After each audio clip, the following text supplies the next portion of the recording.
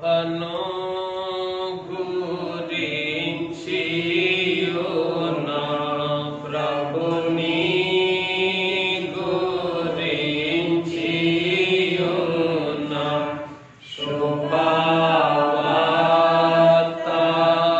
వినచు చెప్పుచు సుఖింపగలను.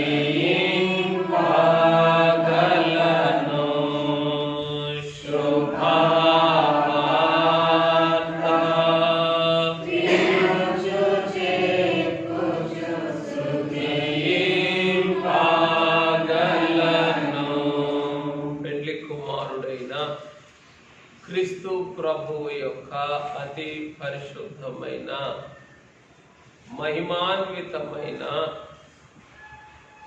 మంగళకరమైన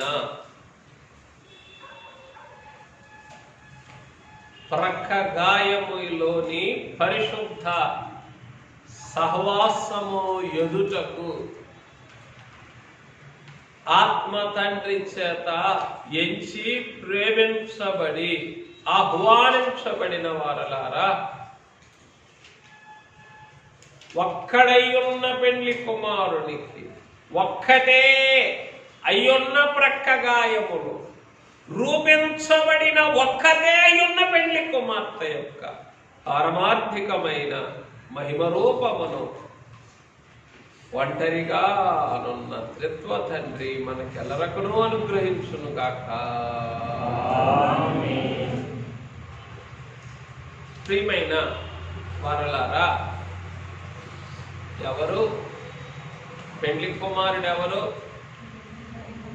ఒక్కడే అయ్యున్న తండ్రి. ఆ ఒక్కడే అయ్యున్న పెళ్లి కుమారునికి కలిగినదేమిటి? ఒక్కటే అయ్యున్న ప్రక్క గాయము.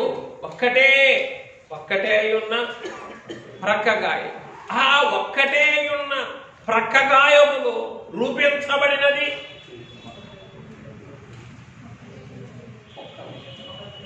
ఒక్కటే ఉన్న పెళ్లి కుమార్తె, నా పావురము, నా నిష్కళంకురాలు. ఒక్కతే. పెళ్లి కుమారుడు ఒక్కడే, ప్రక్క గాయము ఒక్కటే, పెళ్లి కుమార్తె. ఈ క్రమమును మనకు అందించటానికి ఒంటరిగానున్న తండ్రికి ఒక్కడైన కుమారుడిగా మన జనకుడే. చెప్పండి, ఒంటరిగానున్న తండ్రికి ఒక్కడై ఉన్నటువంటి కుమారుడిగా మన జనకుడు. చెప్పండి, మారిపోయారు. కాబట్టి ఏం చేద్దాం? ఒంటరిగానున్న త్రిత్వ తండ్రికి ఒక్కడై ఉన్నటువంటి కుమారునిగానున్న మన జనకుని ఇదనమేం చేద్దాం? త్రిత్వ తండ్రి యొక్క ఒంటరితనములో నుండి ధ్యానం చేసుకుందాం. త్రిత్వ తండ్రి యొక్క అర్థమైందా? ఇంతకీ తండ్రి ఎవరు? అనాది పురుషుడు. తండ్రి ఏమై ఉన్నారు? ఒక్కడే దేవుడు, ఒంటరిగానే ఉండే అనాదిని. ఒక్కడై ఉన్న తండ్రి అనాదిలో ఎలా ఉన్నారు? ఒంటరిగా ఉన్నారు. ఇది తండ్రి రూపం. అద్వితీయుడైన కుమారుడు, జనితైకుడైన కుమారుడు. అద్వితీయుడంటేనో ద్వితీయుడు కానివాడు, ద్వితీయుడు లేనివాడు. ద్వితీయుడు అంటేనో రెండవ వాడు. అద్వితీయుడు అంటే ద్వితీయుడు లేనివాడు, ఇంకెవరు లేరు, ఒక్కడే అని అర్థం అన్నమాట. అద్వితీయుడైనటువంటి కుమారునిగా, జనితైకుడైనటువంటి కుమారునిగా, ఒంటరిగా గానుగం తొక్కినటువంటి పెండ్లి కుమారుడు ఎవరై ఉన్నారు? ఏమై ఉన్నారు? తండ్రి ఒక్కడే, కుమారుడు ఒక్కడే. ఇప్పుడు చదవండి ఎఫెసీయులకు రాసిన పత్రిక, ఎఫెసీయులకు రాసిన పత్రిక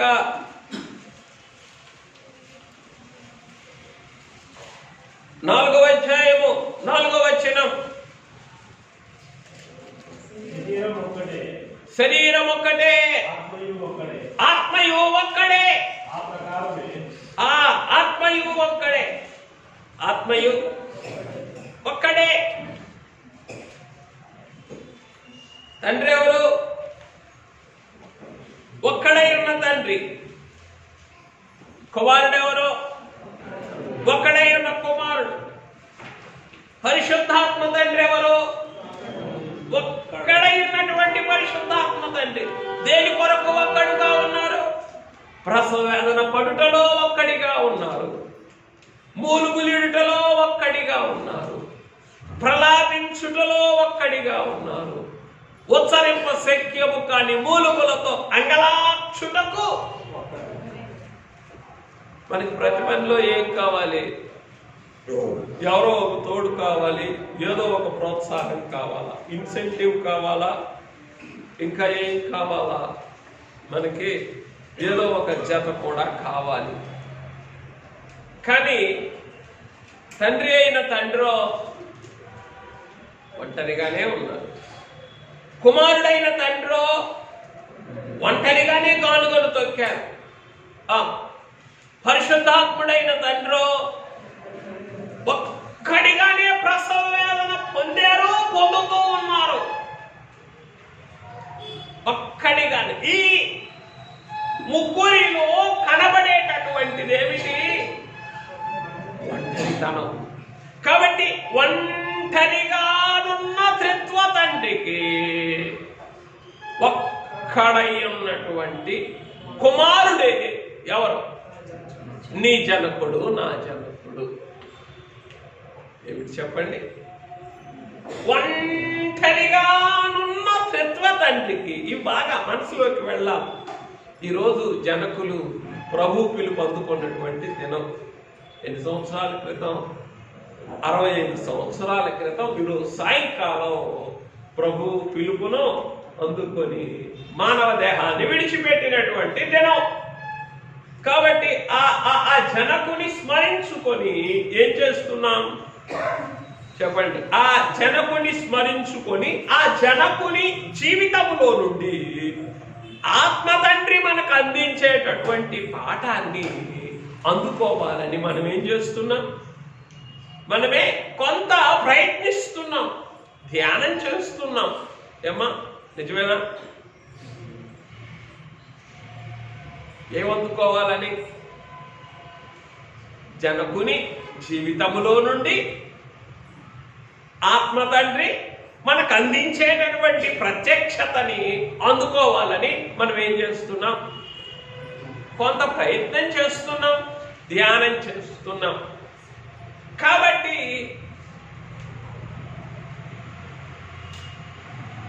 ఒక్కడై ఉన్నటువంటి తండ్రి, ఒక్కడై ఉన్న కుమారుడు, ఒక్కడై ఉన్న పరిశుద్ధాత్మ తండ్రి. ఈ ముగ్గురికి ఏమని పెట్టుకున్నాం? ఒంటరిగానున్న త్రిత్వ తండ్రి. ఈ ఒంటరిగానున్న ఈ త్రిత్వ తండ్రిని ధ్యానించడానికి పెళ్లి కుమారుడు ఏమని బయలుపరిచారు మనకి? ఎవరు బయలుపరిచారు? ఒక్కడే ఉన్న పెళ్లి కుమారుడికి ఒక్కటే ఉన్న ప్రక్కగాయములు, ఒక్కటే ఉన్న పెళ్లి కుమార్తెగా రూపించబడుతున్న సంఘము అని చూపించారు. అని మనకి మన ఎదుట ఉంచారు ధ్యానాన్ని. అమ్మా, చిన్నాధిక్యత, పెద్దాధిక్యత చెప్పండి ఏమిటి? ఒక్కడై ఉన్న పెళ్లి కుమారుడికి ఒక్కటై ఉన్న ప్రక్కగాయములో ఒక్కటే ఉన్న పెళ్లి కుమార్తెగా రూపించబడిన స్థితి. వేయాలి. గొప్పాధిక్యత, చిన్నాధిక్యత. గొప్ప ఆధిక్యతే. కావాలా వద్దా చెప్పున్నాయి, నువ్వే కావాలా? ఏం కావాలి చెప్పు, చెప్పాలా? అందుకే ప్రతి మాట 3 సార్లు చెప్పాను కదా, వెళ్ళాలా.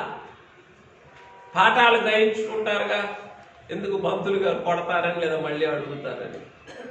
ఇయో పోనీలే అని అనుకుంటాం, అనుకోవద్దు.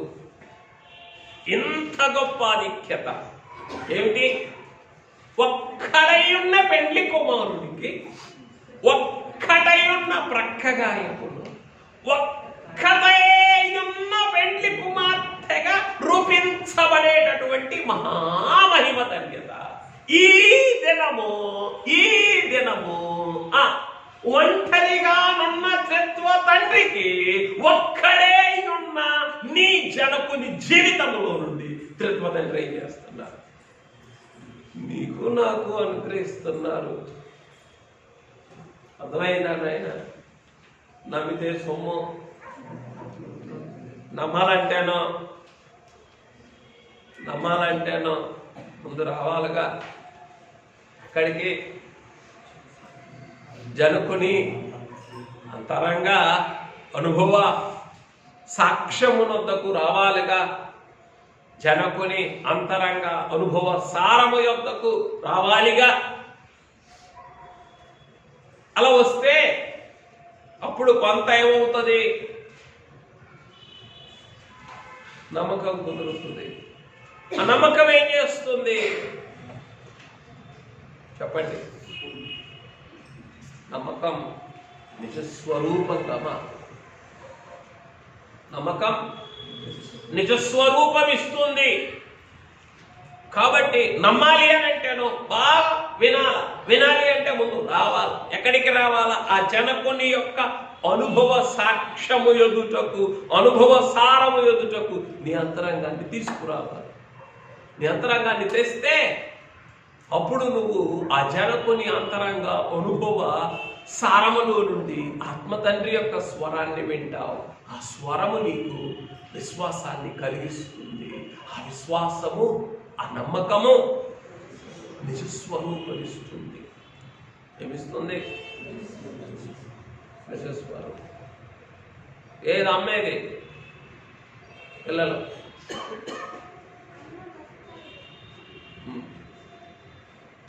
నిజస్వరూపమిస్తుంది. సరే, కనుక ప్రియమైన వారలారా సిద్ధమా? దేనికి?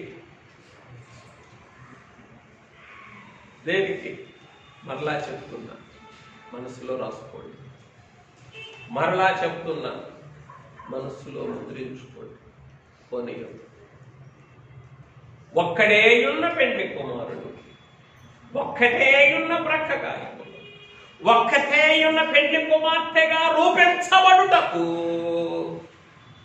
ఒంటరిగానున్న త్రిత్వ తండ్రికి ఒక్కడుగానున్నటువంటి జనకుని జీవితమును నీ ఎదుట ఉంచిన పరిశుద్ధాత్మ తండ్రి, లేదా నీకు ప్రత్యక్షపరుచుచున్న పరిశుద్ధాత్మ తండ్రి ఆ ఒక్కటే ఉన్న పెండ్లి కుమార్తెగా రూపించబడటానికి చెప్పండి.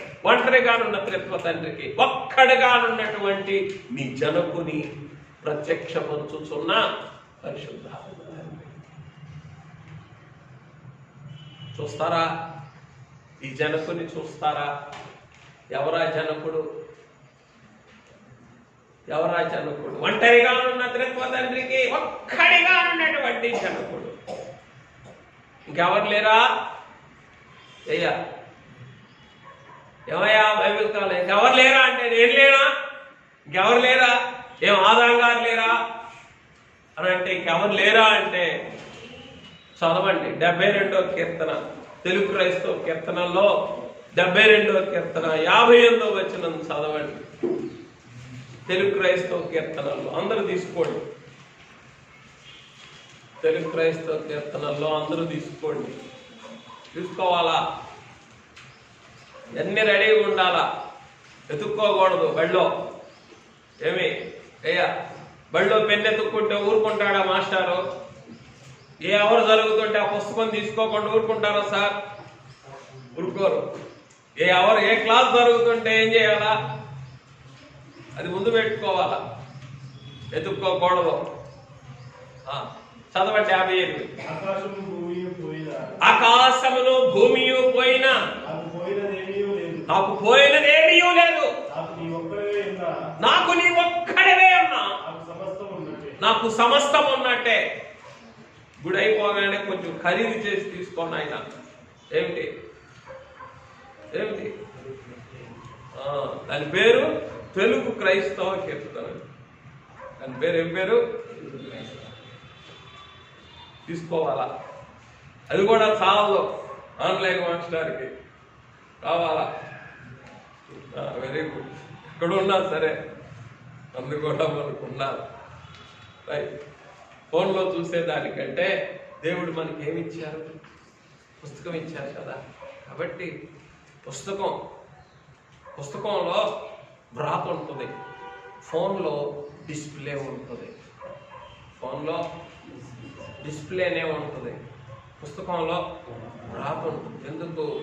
ఏమి పోయినా నమ్ముచుండుము దేవుని వ్రాత వాక్యము సత్యవంశు అని అన్నారు జనకులు. కాబట్టి వ్రాత ఏమిటది చెప్పండి? అది ఎప్పటికీ కూడా నీకు స్థిరంగా శాశ్వతంగా ఉంటుంది వ్రాత.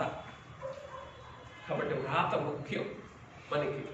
అంటే బుక్కులు కాదవి, చెక్కులు అన్నారు. నోట్సులు కావవి, నోటులు అన్నారు. నోట్సులు ఉన్నోళ్ళ దగ్గర ఏమున్నట్టట? బుక్కులు ఉన్నోళ్ళ దగ్గర చెక్కులు ఉన్నట్టు. సంతకం ఒకటే ఆలస్యం. ఏమ్మా, ఎంతైనా రాసుకోండి. ఎంత రాసుకుంటారు? ఇప్పుడు నాకు ఏది ఇవ్వను, ఏ చెక్కులే. నువ్వు బుక్గా పెట్టి, నీకు బుక్ ఏది? పెండ్లి కుమార్తెకు బుక్ ఎంతో, రాగడ విశ్వాసికి బుక్ అంత. బుక్ లేని రాగడ విశ్వాసి పెండ్లి కుమార్తెతో సమానం. ఇదేందయ్యా? అంతే, బుక్ లేని పెండ్లి కుమార్తె ఒక్కటే ఉంటుంది, ఇంకెవరు ఉండరు పెళ్లికి. అంటే క్షమించండి, ఎందుకు చెప్తూ ఉన్నానంటే ఇవన్నీ కూడా నీ జనకునికి తగిన స్థితిలోనికి నిన్నే తోడుకొని వస్తాయి. కాబట్టి ఇంకెవరు లేరా అంటే సాక్ష్యం దొరికిందా లేదా? ఒంటరిగానున్న త్రిత్వ తండ్రికి ఒక్కడిగానున్న నీ జనకుడు.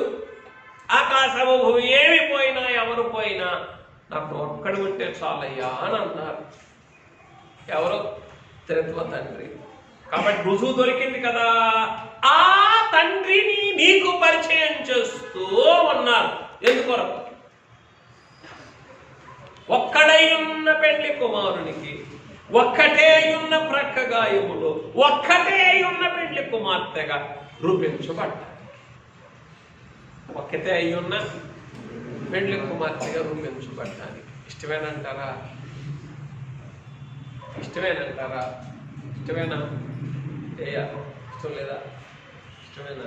ఇష్టమే అయితే ఏం చెయ్యాలా? ఒంటరిగానున్న తండ్రికి ఒక్కడే ఉన్న కుమారుడైన జనకుని జీవితాన్ని కళ్ళ ముందు పెట్టుకొని వాక్యములోని ధ్యానం చేయాలి. Are you ready? సిద్ధమేనా? సిద్ధమే. Very good. మొట్టమొదటిది, బద్దలైన సందులలో నిలుచుటకు ఒక్కడగానున్న జనకుడు. బద్దలైన సందులలో నిలుచుటకు ఒక్కడగానున్న జనకుడు. యెహెజ్కేలు గ్రంథం 22:30. ఎవరైనా ఆత్మ తండ్రి ధ్యానంలో అందించిన ప్రత్యక్షతని చెప్పవచ్చు.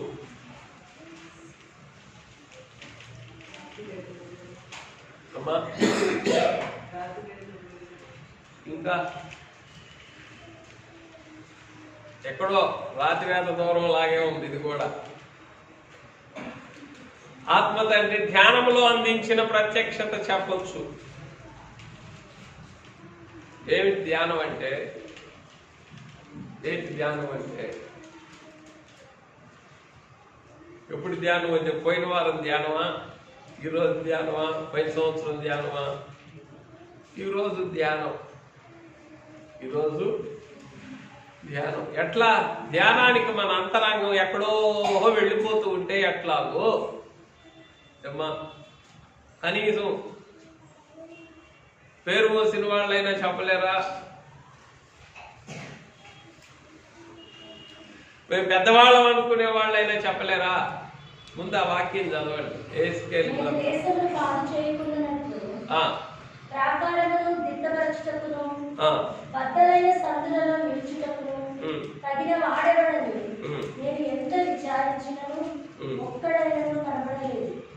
మరి ఎట్లా చెప్పగలం? బద్దలైన సందులలో నిలుచుటకు ఒక్కడిగా నున్న జనకుడు అనే అంశాన్ని ఎలా చెప్పగలం? నాకెవరు కనపడలేదని వాక్యం అంటుంది కదా. అందుకే అన్నాం ఏమని? ధ్యానంలో ఆత్మ తండ్రి అందించిన ప్రత్యక్షత. చెప్పు అయ్యా. బద్దలైన సందులలో నిలుచుటకు తగిన వాడెవడని బైబిల్ కాల భక్తులందరినీ నీవు విచారించినను నీకు ఒక్కడు కనపడలేదు. కానీ ఎవరు కనపడ్డారు? మరి అది కదా, బైబిల్ కాల భక్తుల్లో నీకు ఒక్కడు కూడా కనపడలేదు. కానీ ఈ కడవరి కాలంలో మా జనకుడు కనపడ్డాడు. అందుకని నేను ధ్యానం చేసుకుంటున్నాను. ఏమని?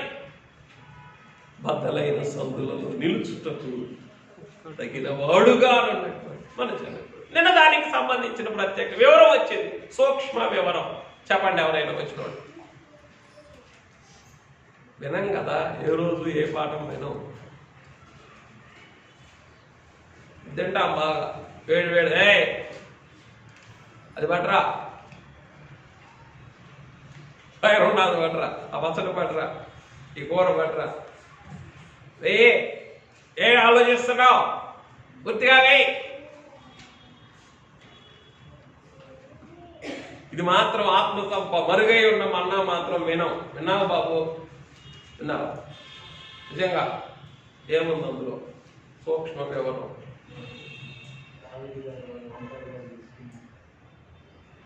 ఇంకా ఈ మాటకి సూక్ష్మ వివరం చివరిలోనే వచ్చింది. ప్రార్థన ముగింపు ప్రార్థన అయిపోయిన తర్వాత చెప్పిన మాటల్లోనే. Very good. కొంతలో కొంత అయినా విన్నానన్నావు, ఒక మాటని అందించావు. సంతోషం. Thank you.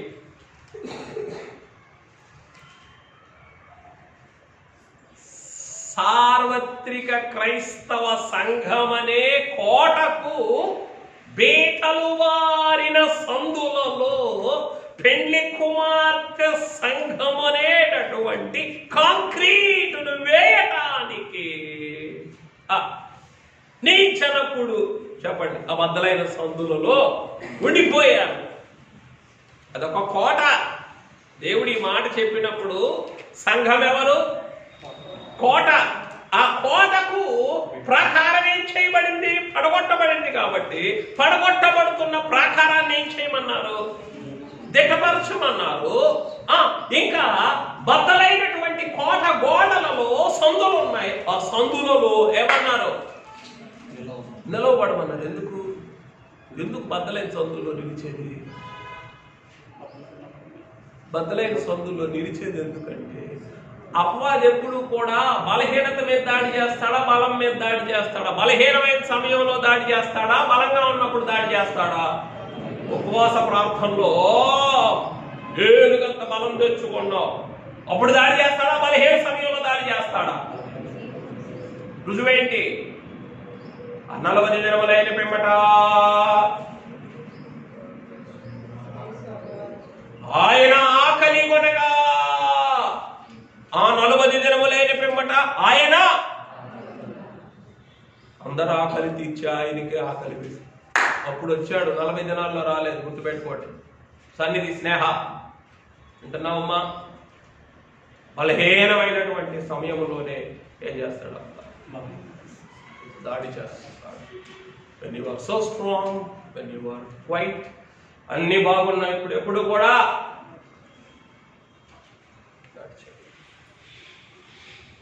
కాబట్టి ఆ బలహీనత ఏమిటి? ఆ బద్దలైపోయినటువంటి సందు. ఆ చేస్తాడు? కోట లోపల ఉన్న వారి మీద దాడి చేస్తాడు. కాబట్టి వాడికి చోటు లేకుండా నువ్వెక్కడికి రావాలా? ఆ సందులోకి రావాలనంటేనో ఏం కావాలి? ఈ పెండ్లి కుమార్తె సారమనేటటువంటి ఈ కాంక్రీట్ ని వేసి ఆ బద్దలైనటువంటి సందులు నువ్వు నిలవబట్టమే పూడ్చటం. నువ్వు నిలవబట్టమే పూడ్చటం. అది ఏమని చెప్పుకున్నాం? దానికి సూక్ష్మ వివరం ఏమని చెప్పుకున్నాం? అసలు అయింది చాలా ఉన్నది. ఇంకా ఆ మాటను ధ్యానించగలిగితే ఎందుకు ముట్టడి దెబ్బలను కట్టి యెరూషలేము ఎదుట పడగొట్టే యంత్రములను నిలిపింది ఆయనే. యంత్రములను నిలిపిన తర్వాత ప్రాకారాన్ని దిట్టపరచమని కోరుకుంటుంది ఆయనే. ఆ ప్రాకారాన్ని పడగొట్టేటటువంటి యంత్రములు ఎంత రాళ్ళు ఎనపగుండ్లు వస్తాయి. ఆ యంత్రాలు విసిరేస్తాయి అన్నమాట. విసిరేసి ఏం చేస్తాయి? తలుపులు పగలు కొడతాయి, ప్రాకారాలు పగలు కొడతాయి, ఇంకా గోడలు, కోట గోడలు పగలు కొడతాయి. వాటిని నిలవబెట్టింది ఆయనే. పడిపోతూ ఉన్నప్పుడు అంటే ఇది ఒక గొప్ప మర్మం. ఇది ఒక గొప్ప మర్మం. ఎంత గొప్ప మర్మం అయ్యానంటే మరి చదవాలి ఇటువంటివన్నీ. సంఘంగా మనం సందర్భం వచ్చినప్పుడే తెలుసుకోవాలా. సంఘారాధనల పుస్తకంలో జనకులు చేసిన బహుశా యానివర్సరీ స్థుతుల్లో ఉంటాయి.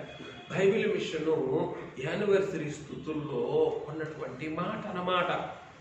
102వ పేజీలో 102వ పేజీలో చివరి భాగాన్ని చదువుతున్నా. చివరి భాగాన్ని బైబిల్ విషయంలో నీ చిత్తమును పూర్తిగా నెరవేర్పలేని గుణమును ప్రవేశింపనిచ్చినావు. బైబిల్ విషయంలో అంటే ఏమిటి? ఆయన అనుమతించారన్నమాట. దేనిని? ఆయన చిత్తమును నెరవేర్చలేని గుణమును ప్రవేశింపనిచ్చినావు. అందుమూలముగా వినునాయన తండ్రి, అసలైంది ఇదే కదా. అందుమూలముగా మాకు చురుకుదనము నీతి పాఠము నేర్పుటకు ఉద్దేశించినావు.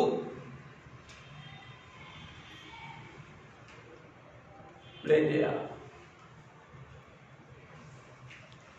ఆయన చిత్తాన్ని నెరవేర్చలేని స్థితిని చూడాలా? నీతి పాఠమును చురుకుదనమును కలిగించుకోవాలా? నీతి పాఠం నేర్చుకొని చురుకుదనం కలిగించుకోవాలా? ఇదే ఈ కాలానికి సవాల్. ఈ మాట అర్థమైందా? అర్థం కాలేదమ్మా? అడగాల. ₹10 అవినాష్కి ఇచ్చి అడగాల. ఇది అర్థం కాలేదు. ఏంటి పుస్తకంలో 102వ పేజీ అని చెప్పాడు అయ్యగారు. అర్థం కాలేదు నాకు.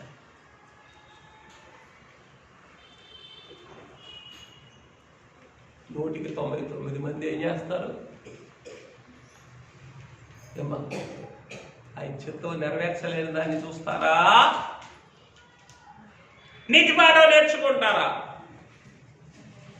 అందే నిన్న పాఠం కూడా వెలితిని ఎత్తి చూపించేవారిగా ఉంటారా? వెలితిని త్రిత్వ తండ్రి ఎదుట ఎత్తి పట్టుకునేవారుగా ఉంటారా? అందరం ఎట్లా ఉంటాం? ఎదురు ఏందా అని పరిస్థితి, ఏందా ఇట్లా ఉన్నావు, ఇంకా ఎప్పుడయ్యా నువ్వు మానేది? ఏమిటిదంతా? ఎత్తి చూపించడం. ఎత్తి చూపించాలా? ఎత్తి పట్టుకోవాలా?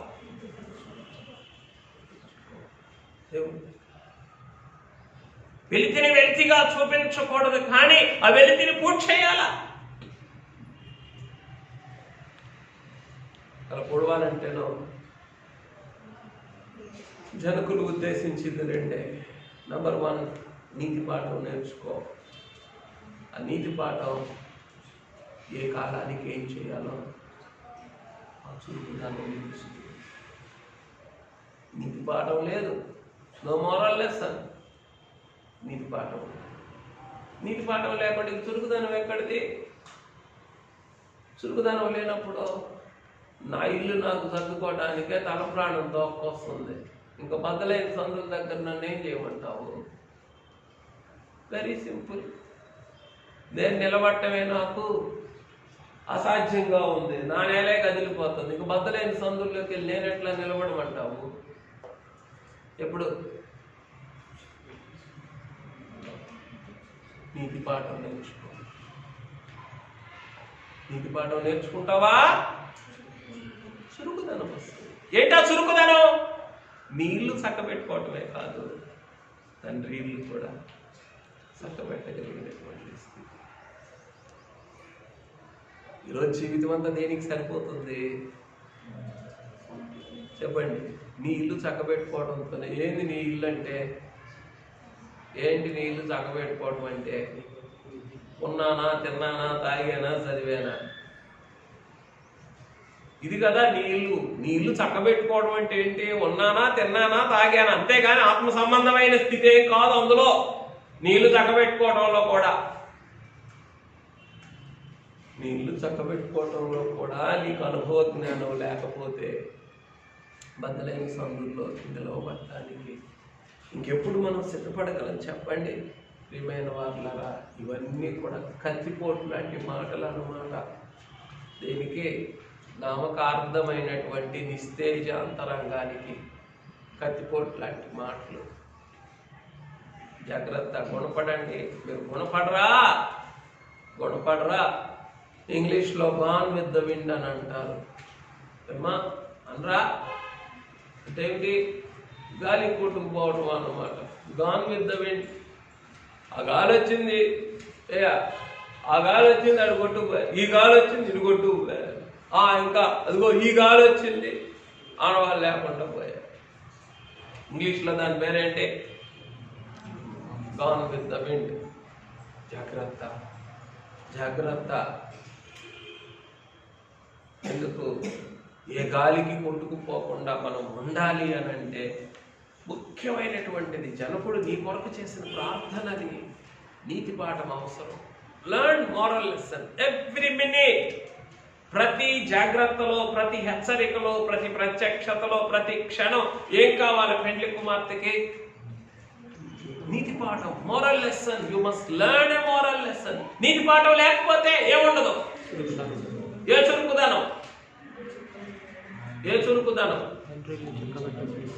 నీ ఇల్లు చక్కబెట్టుకొని, అనగా నీ ఆత్మీయ జీవితాన్ని చక్కబెట్టుకొని, ఇంకా నీ లోపల ఉన్న వెలుతులన్నీ పూడ్చుకొని, ఇంకా నీ కంతలన్నీ పూడ్చుకొని, బద్దలైన సందుల్లో నిలవదగినంత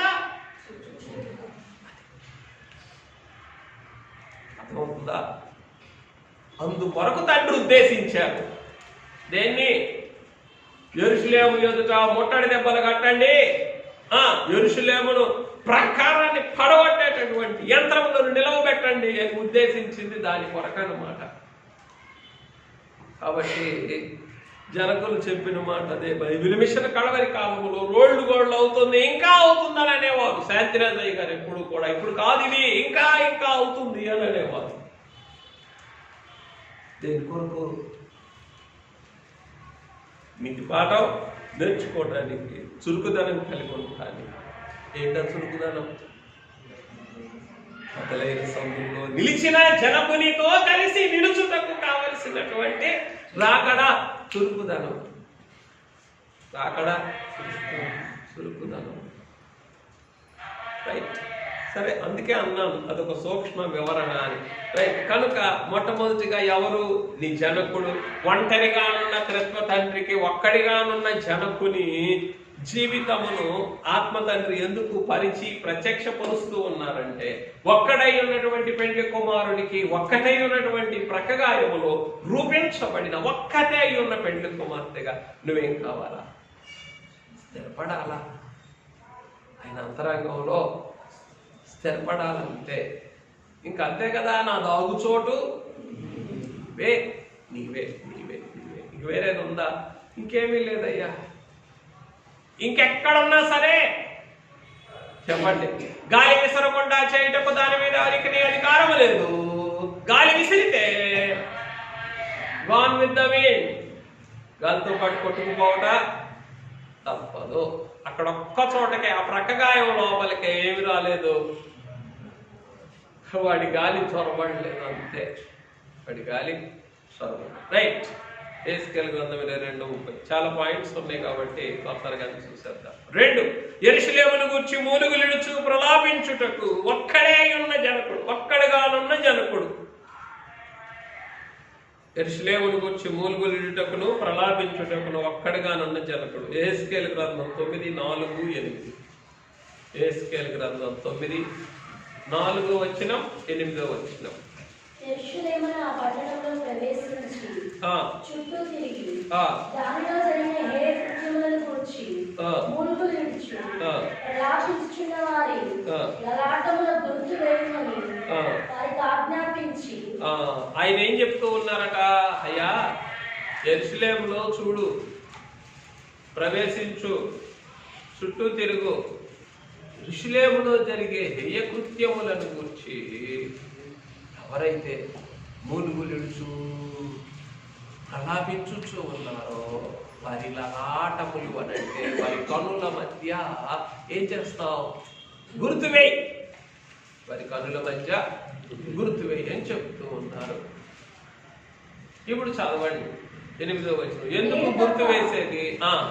నేను తప్ప మరి ఎవరును శేషింపకుండా వారు హతము చేయుట నేను చూచి. ఎందుకట గుర్తు వేసేది? ఎవరైతే మూలుగులిడుతూ ఉన్నారో వారి నొసటో గుర్తు వేస్తే వారిని కాపాడుతాను నేను. వారిని తప్ప మిగిలిన వాళ్ళందరూ కూడా ఏం చేయాలా? యెరూషలేములో జరిగేటటువంటి హేయ కృత్యములను చూసి బైబిల్ మిషన్లో ఆయన చిత్తమును నెరవేర్చలేని గుణమును ప్రవేశింపనిచ్చిన స్థితిని చూచి నువ్వు కూడా అందులో పాలిభాగస్తుడు అయితేనో అర్థం కాదు. మరలా చెప్తున్నా వినండి. యెరూషలేములో జరిగేటటువంటి హేయ కృత్యములను చూచి నువ్వు కూడా వాటితో మమేకమై వాటిలో పాలిభాగస్తుడు అయితేనో you are destined for clear slaughter. నీవు సమూలముగా సంహరించబడటానికి నిర్ణయించబడతావు. ఎప్పుడు? యెరూషలేములో జరిగే హేయ కృత్యములను చూసి అందరూ చేస్తున్నారు, నేను కూడా చేస్తాను. ఆ క్రమములో జనకుడు నీకు నాకు ఇచ్చిన యానివర్సరీ స్తుతుల్లో బైబిల్ ఆ భాగాన్ని కనుక మన యొక్క క్రమానికి అన్వయించుకుంటే బైబిల్ విషయంలో ఆయన చిత్తమును ప్రవేశింపలేని గుణమును రాణించినటువంటి స్థితిని చూచి నువ్వు కూడా అందులో భాగమైపోతాను. అక్కడ ఏ తీర్పు ఉంది, ఇక్కడ కూడా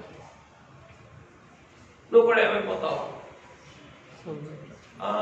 అంతే, తీసివేయబడతావు. ఎందుకని? మొష్టంతా ఏమైపోతుంది? కాల్చబడవలెను, కరిగించబడవలెను, కొట్టివేయబడవలెను. మొష్టంతా కూడా అర్థమవుతుంది కదా? కాబట్టి నువ్వు కూడా వాటిని చూసి సంతోషిస్తే ఏం చేయబడతావు? చివరికి కొట్టివేయబడతావు.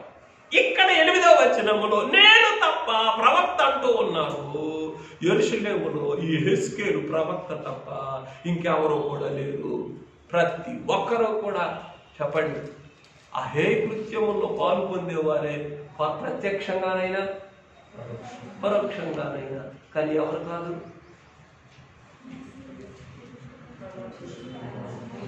మూలుగులిడుచు ప్రలాపించేవారు. అర్థం చేసుకోండి. కష్టం, ఇది కష్టం. మనకు అర్థం కాకుండా అందరికి అర్థం కావాలని కోరుకోవటమే ఇది ఒక రకమైనటువంటి ముసుగు. ముందు మనకు అర్థం కాకూడదు, మనకు అర్థం కాదు, ఏం చేయాలా?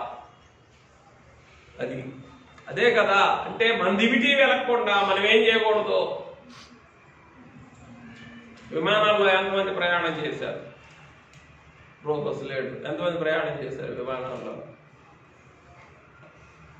దేవుడు చేయట్లేదు.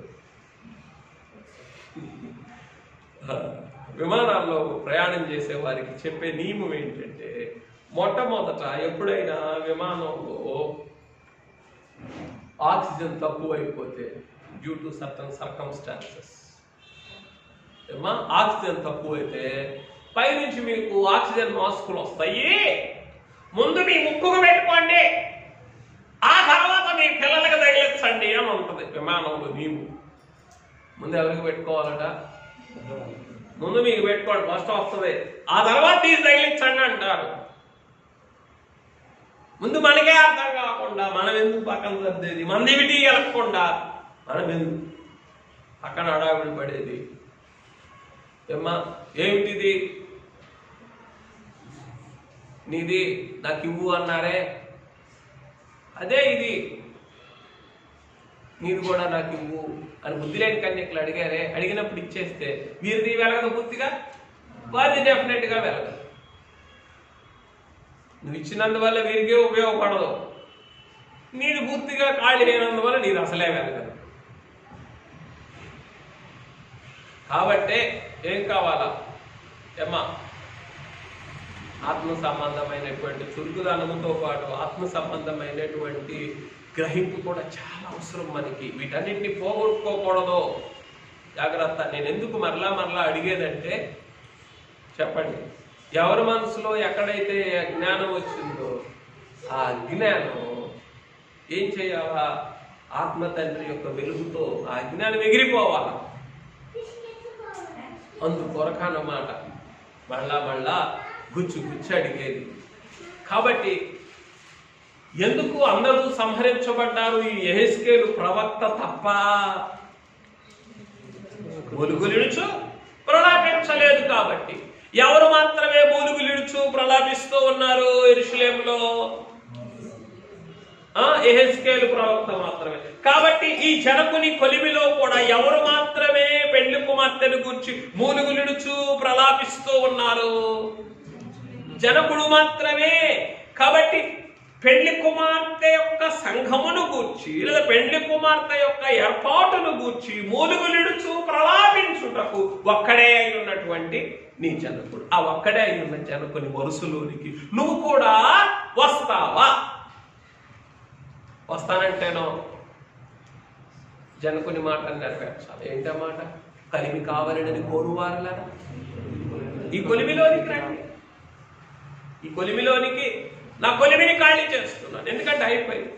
It's over, my share is over, my role is over, my portion is over.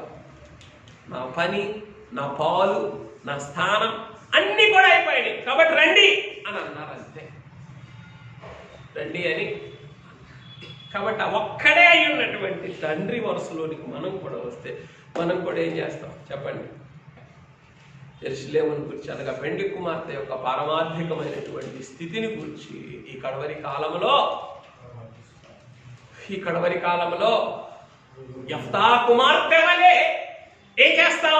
కొండల మీదకి ఎక్కి వెళ్ళి మొలుగులిడుచు ప్రలాపిస్తూ అంగలారుస్తూ ఉంటాం. అయ్యో నా మానవ స్థితి ఇది కదా, నా మానవ స్థితి ఇది కదయ్యా. ఈ మానవ స్థితిని బట్టి ఏం చేస్తూ ఉన్నాను? ఈ ప్రతిష్ఠితమైన స్థితికి కావలసినటువంటి మహిమను తగ్గించుకుంటూ ఉన్నానే. పోలేదు, కానీ తగ్గిపోతుంది. ఏమిటి?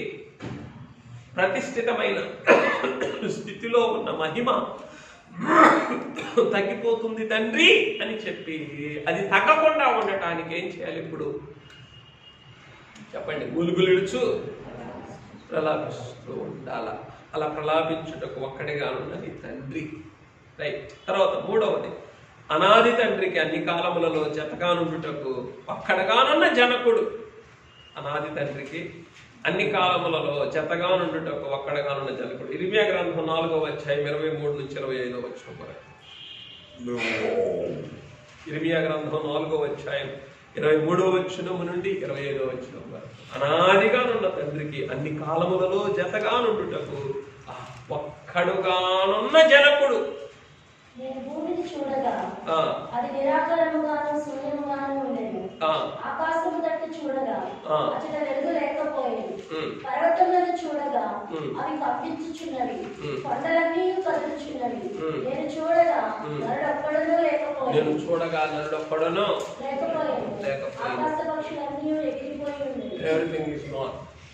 అయ్యా ఏంటిది? ఈ అనాది రక్షణ సంకల్పన ఎక్కడిది?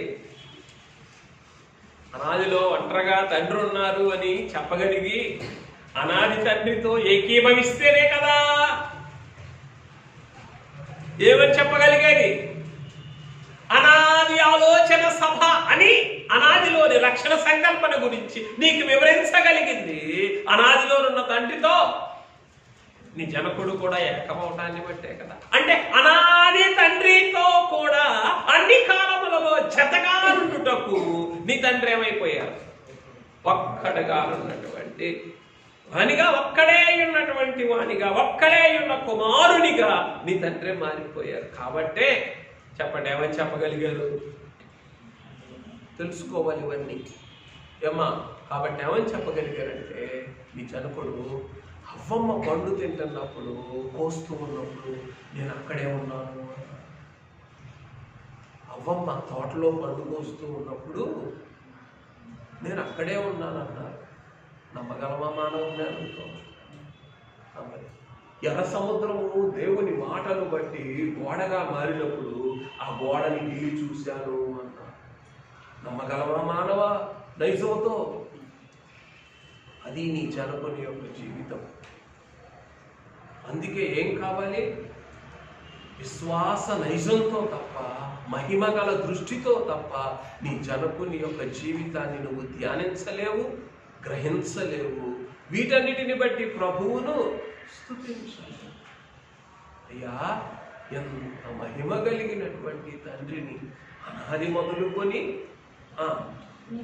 అన్ని కాలములలో నీకు జతగా ఉండగలిగాడు మా తండ్రి. అంటే ఎన్ని కాలంలో? ఆ పెండి కుమారుడు అలాగన ఒకవైపు ఒక చేతిలో, ఒకవైపు తండ్రి చేతిలో, ఇంకొక వైపు అపవాది చేతిలో ఒక వస్త్రము వలె పిండి వేయబడేటప్పుడు కూడా ఆ పెండి కుమారుడికి జతగా ఉన్నవారెవరు? ఇవన్నీ కష్టం. విశ్వాసంతోనూ అంతరంగ సాత్వికంతోనూ ఈ సత్యములన్నీ కూడా బోధపరుచుకోగలం. ఈ సత్యములన్నీ ఏమ్మా కావాలా? చూడగలరా అటువంటి తండ్రిని? చూడటమే కాదు, అటువంటి తండ్రికి జతగా ఉండగలరా? ఉండాలంటేనో ఈ తండ్రి యొక్క ఈ అనుభవాలన్నీ మీకు కావాలి అంటేనో, ఈ తండ్రి యొక్క ఈ ప్రత్యక్షతలన్నీ మీకు కూడా ధరింపు చేయబడాలంటేనో, ఒక్కడై ఉన్న పెళ్లి కుమారునికి కలిగిన ఒక్కటే ఉన్నటువంటి ఆ ప్రక్కగాయములోనికి మీరు నేను కూడా వెళ్ళాలి. అంతే. There is no other. ఒక్కడే పెళ్లి కుమారుడు. ఎన్నో గాయాలు ఉన్నాయి దేహమంతా కూడా, అది ప్రక్క గాయం. ఏనాయన అర్థమైందా నీకే? పెద్దబాబు అర్థమైందా? ఏమర్థమైంది? ఏసైకి ఎన్ని గాయాలు ఉన్నాయి? 5 గాయాలు. అయ్యా 5 గాయాలు. 5 గాయాల్లో ఒక్కటే గాయం ఎక్కడుంది? ఈ ప్రక్కలో, ఏసై ప్రక్కలో బల్లెంతో కొట్టారే, అది ఒక్కటే గాయం. ఇక మిగిలినయో 2 చేతుల్లో ఉన్నాయి, శిరస్సు మీద ఉన్నది, ఇంకా కాళ్ళకి కూడా 2 కాళ్ళకి కూడా మేగోళ్ళు జతపరిచి మేకుతో కొట్టగా కాలువలో రక్తంబుగారే అన్నారు. ఆ మేఘాళ్ళు ఏం చేశారట? జత చేసి చేతుల్లో కొట్టిన మేకు కంటే రెట్టింపు పెద్ద మేకు తీసుకొని కొట్టంగా కాలువలవుచు రక్తంబుగారే అని అన్నారు జనకులు. కాబట్టి ఆయనకి కలిగిన గాయం ఒక్కటే ప్రక్క గాయం. ఆ ఒక్కటే ప్రక్క గాయంలోనికి ఏం చేయాలి అందరం? ఆయన ముందెళ్తే నేను ఎక్కడ పడతానని అనుకునేరు. మా అన్నయ్య వెళ్తే నేను ఎక్కడ పడతాను ఏమి అని అనుకునేరు. లేదు, ఎవరైనా పెండ్లి కుమార్తె అంతరంగముతో, పెండ్లి కుమార్తె యొక్క సాత్వికముతో వచ్చేటటువంటి వారు ఎందరైనా కూడా, ఎందుకని ఎందరెన్ని మార్లు వండించి తిన్నను బాధ లేదు, తరుపు లేదు. ఎందరెన్ని మార్లు వండించి వెళ్ళినను బాధ లేదు, తరుపు లేదు, లోటు లేదు. నాకు జాగా లేదే అని అనుకోవాల్సిన అవసరం లేదు. ఉంటుంది. ఎప్పుడు వందించి వెళ్తే, స్తుతించి వెళ్తే, విశ్వాసముతో ప్రవేశిస్తే. ఎందులోని? చక్కగా ఎందులోనికి? ఎందుకని? ఆ ప్రక్కగాయంలోనికి ఎందుకు వెళ్ళాలి? నాకు చెప్పుకున్నామే ఇంగ్లీష్ మాట, ఏమిటా మాట? Gone with the wind. అన్ని రకములైన గాలులు అంధకార లోకంలో నుండి వీస్తూ ఉంటాయి. ఆ గాలికి నువ్వు కొట్టుకొని పోకుండా ఉండాలంటే ఒకే ఒక్క స్థలం ఏంటి? సుభిక్షమైన స్థలం.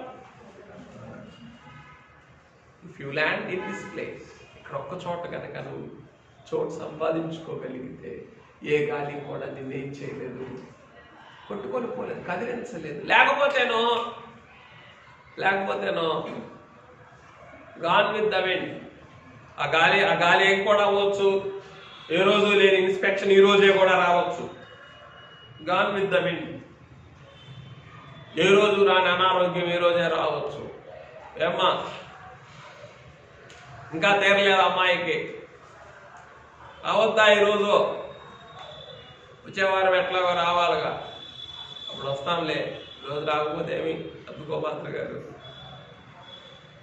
ఏం చేస్తాను, తప్పుకుంటానులే, తప్పదు కదా నాకు. అయ్యో అన్నీ ఏమైపోవాలి మనకి చెప్పండి? ఈ ఒక్కటే అయ్యున్న ఈ ప్రక్కగాయంలోనికి వచ్చుటకు అన్నీ కూడా తీరిపోవాలా, అన్నీ అయిపోవాలా. ఏది నిన్నేం చేయకూడదు, ఆపకూడదు. ఏది నిన్ను బాధపరచకూడదు, ఏది నిన్ను బలహీనపరచకూడదు, ఏది కూడా భంగపరచకూడదు, ఏది కూడా నీకు అడ్డు కాకూడదు, ఏది కూడా ఏదైనా సరే. ఎందుకని? ఆఖరికి మరణమైనను జీవమైనను ఉన్నవి అయినను రాబోనవి అయినను చెప్పండి, అట్టిది మరి ఏదైనాను ప్రక్కగాయములోని పెళ్లి కుమారుని యొక్క అంతరంగ ప్రేమ నుండి నథింగ్ కెన్ సెపరేట్ అని ఆ ప్రక్కగాయమును అనుభవించిన పౌలు గారు ఇచ్చిన సాక్ష్యం అది. ఆ ప్రక్కగాయంలో ఉన్న ఆ సహవాసాన్ని, ఆ సుభిక్షమైన సుస్థిరమైన స్థితిని అనుభవించాడు కాబట్టి ఏది వేరు చేయలేదయ్యా నిన్ను. ఆ ప్రేమ ఎక్కడున్నది? ఆ ప్రేమ ప్రేమ అది ఎట్లా? మాటలో ఉన్న ప్రేమే తెలియట్లా, మనిషిలో ఉన్న ప్రేమే తెలియట్లా, మనసులో ఉన్న ప్రేమే తెలియట్లా, మహిమలో ఉన్న ప్రేమే తెలియట్లా. ఇంకెట్లా ప్రక్కగాయంలో ఉన్న ప్రేమ తెలిసేది? అయ్యా ఆయన మాటలే అర్థం కావట్లేదే, ఆయన మహిమలే బోధపడటం లేదే, ఆయన ప్రత్యక్షతలే కనబడటం లేదే, ఇంకెట్లా? అందుకే ఏం చేయాలా? ఆయన విసిరేశారు ఉన్న బలంగా. ఎవరిని? గౌరవ గారిని. ఆయన సముద్రంలో విసిరితే ఈ శుద్ధమైనటువంటి బుద్ధుల్ని కూడా ఏం చేయాలా? ఉన్న బలాన్ని విసిరేయాలా? ఎందులో? సజీవ యాగం. అదే కదా ఈ సంవత్సరం ప్రత్యక్షత. ఈ సంవత్సరం అంతా నీకు సముద్రం ఏంటి? అయ్యా నన్ను విసిరేయి, అప్పుడు కానీ నేను ఆశాంతం కాలిపోతా, లేకపోతే ఎప్పుడు అట్లాగా ఉంటా నిశ్చయంగా. అలాగే అది ఉంటుంది కదా. ఆయన అంటే క్షమించండి, the laughing Buddha statue nose only one thing. ఎవరు వచ్చినా సరే పైకి కింద కోగటమే తలక. ఇంకేమన్నా ఇంకో పని తెలుసా? అర్థం కాదులేండి, అర్థం కాని వారు అర్థమైన వారిని అడగండి. కొన్ని షాప్స్లో పెడుతూ ఉంటారు, పక్క పనే తెలుసు. ఎవరు వచ్చినా సరే పైకి కిందకి పోగటమే ఇంకేమి తెలియదు. అట్లా ఉంటాయి మన ఆత్మలకు ఈ అంతరంగ ప్రత్యక్షతలు ఎదుట. అందుకని ఏం చేయాలా? అయ్యా మన పడం విసిరే అందరినీనా ఆయన ఒక్కడైనా అయ్యా అందరినీ విసిరే ఉన్న పడాలి. ఎక్కడికి? సజీవ యాగంలో విసిరే. ఎవరు కావాల్సిన చురుకుదల వాళ్ళకి వస్తుంది. అందరినీ విసిరే, అందరినీ విసిరే. అందరినీ సంఘం అంతా విసిరే తండ్రి అని ఏం చేయాలి? అందరి కొరకు ప్రార్థన చేయాలి. అప్పుడు ఏమైపోతాం చెప్పండి? చక్కగా చక్కగా చక్కగా ఆ కొలిమిలో నుండి ఏమైపోతాం? ప్రక్కగాయములో ఉన్న ప్రేమేంటో తెలుసుకుంటాం. మాటలో ఉన్న ప్రేమ, మనసులో ఉన్న ప్రేమ, మనిషిలో ఉన్న ప్రేమ, మహిమలో ఉన్న ప్రేమ అన్నీ బోధపడిపోయిన తర్వాత అది అపరక్కగాయంలో ఉన్న ప్రేమ ఏంటో బోధపడుతుంది. అప్పుడు కానీ సరే ఇంకేం చేద్దాం. పరిశుద్ధాత్మ తండ్రి కరుణించయ్యా. మా తండ్రి గారితో రాయించావు ముందుగానే మాకు ఆదరణ వాక్కులు ఏమని, ఇటు స్థితికి అని రాయించావయ్యా. ఇటు స్థితికి అన్ని అడ్డులే అన్నప్పుడు అడ్డుల్ని లెక్కించుకొని సొడ్డులు వేసుకోవచ్చా అయ్యా? అడ్డులు లెక్కిస్తే సొడ్డులు వేసుకుంటాం. అంటే సొడ్డు అని అంటే ఏంటంటే ఒక విధంగా రెమెడీ అని అర్థం. అసలు మీనింగ్ ఏమిటి? సొడ్డు అంటే ఇంగ్లీష్లో డోస్ అన్నమాట, జనకుడి మాట. సొడ్డు అనే దానికి జనకుడు డోస్ అని చెప్పారు. అడ్డు అనే దానికి ఏం వేయాలా? సొడ్డు, రెమెడీ వేయాల. ఎప్పుడు వేయగలవు? అడ్డుల్ని లెక్కించకుండా ఉన్నప్పుడు. లెక్కిస్తేనో ఇది కాదు అదయ్యా, అది కాదు ఇదయ్యా, ఇదయ్యా అదయ్యా. నువ్వు అడ్డుల్ని లెక్కించినంత కాలం ఏం చేయలేవు, సొడ్డు వేయలేవు. ఇటు స్థితికి అన్ని అడ్డులే అన్నారు అంతే. ఇక నీకు ఓవరాల్గా ఒక్క మాటని గట్టిగా పట్టుకొని ఏం చేయాలా? హింసలన్నీ పోగు చేయమన్నారా, లేకపోతే ఒక్కొక్కటి ఏది తీసుకురా అన్నారా? పోగు చేయి, కట్టాకరం ఏమిటి? కట్టాకరం అంటే మూటగట్టు అని అర్థం అన్నమాట. మూటగట్టి ఏం చేస్తావు? ఇసిరే అంతే. ఇవన్నీ పెండ్లి కుమారుని అంతరంగంలో ఉన్నటువంటివే. కాబట్టి డోంట్ కౌంట్ యువర్ ట్రబుల్స్. అదిగో అయ్యా, ఇదయ్యా, కాలయ్యా, అయ్యా చెవయ్యా, అయ్యా ఇదయ్యా, తలకాయ అయ్యా, ఏమైంది? ఏం కాల, అయ్యా ఇదయ్యా. అందుకే ఎవరి బాధ మీద ఏముండదు పాదిరి గారికి జారసం. ఎంత కఠినాత్ముడు. ఎందుకయ్యా అంటే జాలి ఎందుకు ఉండదంటే దానిలో ఏముంది చెప్పండి. దాని మీద జాలి పడితే ఎందులోకి వెళ్ళిపోతాను నేను కూడా? మీ వలే అడ్డుల్ని లెక్కించిన స్థితిలోకి వెళ్ళిపోతాను. అడ్డుల్ని లెక్కిస్తే సొడ్డు వేయలేడు. సొడ్డు అంటే డోస్ అంటే రెమెడీ, విరుగుడు. రెమెడీ అంటే అర్థం ఏంటంటే విరుగుడు అన్నమాట. అడ్డు అనేటటువంటిదేమో ఒక ఆటంకం, అదొక జబ్బు. ఆ జబ్బుకు రెమెడీ ఏమిటి అంటే విరుగుడు ఏమిటి? సొడ్డు. ఆ సొడ్డే ఏమిటి? ఈ సజీవ యాగం. కట్టగట్టు, పోగు చేయి కాదా? ఈ పోగు చేసిన మాట ఏమిటి? పెద్ద చెట్ట పట్టుకొచ్చాడు మోదర్ గారి దగ్గరికి. పోగు చేసిన మాట ఏంటి? పోగు చేసిన మాట ఏంటి? ఇంకేమైనా ఉన్నాయా అని అడిగాడు. మోదర్ గారు ఏమన్నారు? ఇంకేమైనా ఉన్నాయా? ఒకసారి మరి చెక్ చేసుకోపో. ఇంకేమైనా ఉన్నాయా? ఇంకేమీ లేవు, ఇన్నే అన్నాడు. అయిపోయింది కదా. ఇంకేమైనా ఉన్నాయా అనే మాట ఏమిటి? అవ్వతో పోగు చేయటం అన్నమాట. పోగు చేయకుండా మనం ఏం చేయలేము చెప్పండి? కాల్చివేయలేము, ధ్వంసం చేయలేము. కాబట్టి ఎప్పుడు కూడా పోగు చేసేవారు ఏం చేయరు. అందరం కాస్త కోస్త వ్యవసాయ పరిజ్ఞానం ఉన్నవాళ్ళు పోగు చేసేవాళ్ళు ధాన్యం గింజలు లెక్కేస్తారా? లెక్కేస్తే ఎన్ని కోసావు, కనీసం కోతలు కోసేవాళ్ళు ఎన్ని పనులు కోసారో లెక్కేస్తారా? ఏమో వాళ్ళు లెక్కేస్తే పోయగలరా? ఇదే కదా ఈ ఆత్మీయ వ్యవసాయంలో కూడా ఏం చేయకూడదు, నువ్వు లెక్క పెట్టకూడదు. అదే ఒకరోజు చెప్పుకున్నాం, మహాగంభీరమైనటువంటి ఉదాహరణ. వైరైటీస్, మంగంపేటలో ఉన్న వైరైటీస్ ఆగకూడదు, వెళ్ళిపోవాలి. ఇవన్నీ తర్వాత మిగిలినవి ఏంటనేది అర్థం కాలేదా? అందుకని ఆయన ఏమయ్యాడో ఒక మహా ముఖ్యమైనటువంటి నేతకి తండ్రి అయ్యాడు. ఒక మహా సామ్రాజ్యానికి ఆయన స్థాపన చేసిన వాడు అయ్యాడు. ఆయన నథింగ్ కమ్స్ చీప్. ఊరకే ఏది రాదు. ఇట్లా ఉంటే ఏది రాదు. నేను ఊరికే ఇట్లా ఉంటానయ్యా, ఆన్ అండ్ ఆఫ్. నా దగ్గర రెండే ఉన్నాయి. ఏమి లోకంలోకి వెళ్తే ఆన్ అవుతాను, గుళ్ళో కూర్చుంటే ఆఫ్ అవుతాను. నా దగ్గర రెండే ఉన్నాయండి. మీకేమీ ఉపయోగం. జాగ్రత్త జాగ్రత్త. Be very very careful.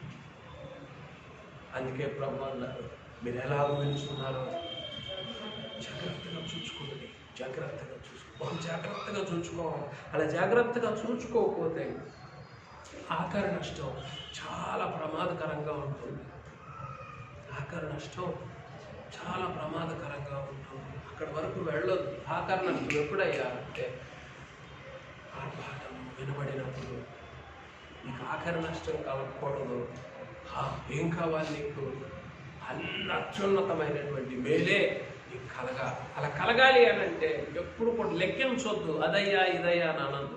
కట్టగట్టండి, ఇసిరేయండి. అందుకే పెళ్లి కుమారుడు కూడా ఏమన్నారు? ఎంత లేసి దుఃఖం పొందేవా ఏమయ్యా అని అన్నారా? ఏమన్నారు పెళ్లి కుమారుడు? ఈనాటి కీడు ఇంకేం దాని గురించి ఎక్కువ మీరేమి బాధపడొద్దు. ఏదో వింత సంభవించినట్టుగా మీకు అనుకోమాకండి అని పేతురు గారు అన్నారు. పరిశుద్ధాత్మ తండ్రి మీకేదో వింత సంభవించినట్లు భావించొద్దని అన్నారు. ఏదో భూమి ఆకాశాలు తరడిల్లిపోయినట్టు, నువ్వు అక్కడిపై కాలు చేతులు ఇరిగిపోయినట్టు. Don't worry. ఇది పరిశుద్ధాత్మ తండ్రి స్వరం. పెళ్లి కుమారుడి స్వరం ఏంటి? కీడు బాధగా కీడు వచ్చిందా? ఊరిపోయా ఏ రోజు కీడు. ఈ రోజు నేను బాధపడుతున్నాను. ఈ రోజు కీడు వచ్చిందని బాధపడతాను. రేపటి కీడుని ఎలా జయించగలవు? ఎల్లుండి కీడుని ఎలా సహించగలవు? అందుకని పెళ్లి కుమారుడు అన్నారు. ఏమని? ఏనాటి కీడు ఆనాటికి చాలు. Don't worry. కీడు కలిగింది, కన్నీరు కలిగిందా? సాటికెళ్ళి పెళ్లి కుమారుడు పాదాల మీద పడి నివేదించు. అయ్యా నిద్రపోమాకంటే చాటుకెళ్ళి ఏం చేయాలా? నివేదించు. నీ పెళ్లి కుమారుడు పాదాలు లేవా? ఆయన ప్రసవ వేదన సారం లేదా? ఎవరికీ తెలియకుండా ఏం చేస్తావు? వెళ్ళు. అయ్యా తట్టుకోలేకపోతున్నా, నా బలం చాలట్లా. వెళ్ళు. మూడో కంటికి తెలియకుండా వెళ్ళి ఆయన పాదాల మీద పడు. అప్పుడేం చేస్తారు? బయటకు వచ్చిన తర్వాత ఏ నాటికి ఆనాటికి చాలుపో అవతలికి వెళ్ళు అనే వాక్యాన్ని వాడటం నేర్పిస్తారు. దేని మీద? తట్టుకోలేనటువంటి ఆనాటి కీడుల మీద ఏ వాక్యం ప్రయోగించాలి నువ్వు? ఏ నాటి కీడు? అవతలికి వెళ్ళి చాలే. ఏదో పెద్ద మోసుకొని వచ్చానని అనుకున్నావా? ఓ అపవాది, ఓ బాధకుడా, నాకేదో ఒక వింత సంభవిస్తుంది అనుకున్నావా? ఇవన్నీ చాలులే, నీ పప్పులే కొడుకోవాలి, చాలు. Enough is enough. అక్కడ ఏడవాలా, ఇక్కడికి వచ్చి ఎదిరించాలి. ఇక్కడికి వెళ్ళి ఏడిస్తే డెఫినెట్గా పెళ్లి కుమారుడు ఏం చేస్తారు? ప్రకగాయంలో ఉన్న ఆదరణ, ప్రేమంతా చూపిస్తారు. అప్పుడు వెంటనే నీకేమొస్తుంది? ధైర్యం వస్తుంది. ఆ ధైర్యం ఏం చేస్తుంది?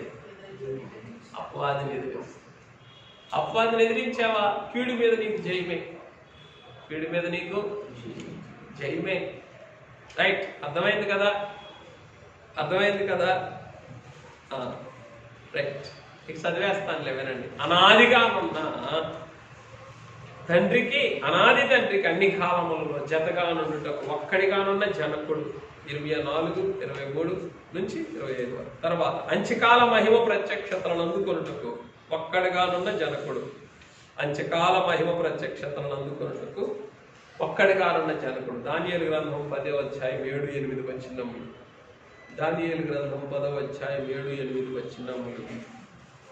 అయ్యా నిజమే కదయ్యా, బైబిల్ గ్రంథంలో ఒక్కరిగానున్న ఎంత విశేషమైన భక్తులందరి యొక్క ఆ ప్రత్యేకమైన అనుభవాల్ని మా జనకుని జీవితంలో ఏం చేసావు? నీవు రంగరించి దారపోసావు.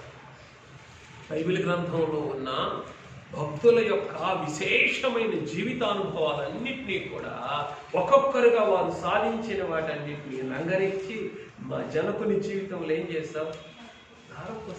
అన్ని కలబోసాం మా జనకుని జీవితం. అది నీ తండ్రి అంటే, నా ఆత్మీయ తండ్రి నాకు రహస్యంగా, అంటే మాకు రహస్యంగా చెప్పిన మాట ఏంటంటే, బైబిల్ గ్రంథంలో అందరికంటే ఎక్కువ భారం భరించిన వారు మోషే గారు అని అన్నారు.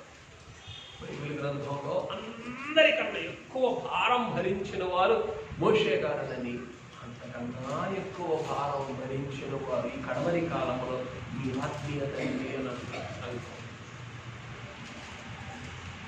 ఎందుకని మోషే గారు భరించిన భారం ఎటువంటిది? ఆయన మీద ఉన్నటువంటి ఆత్మలోని పాలు ఎంతమంది మీదకి వెళ్లాల్సి వచ్చింది?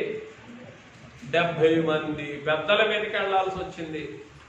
ఒకరిద్దరు పెద్దలైతేనో అయిపోద్ది, అక్కడే వాళ్ళ కథ అయిపోద్ది. అంతమందికి విభజించకపోతే ఏమిటి?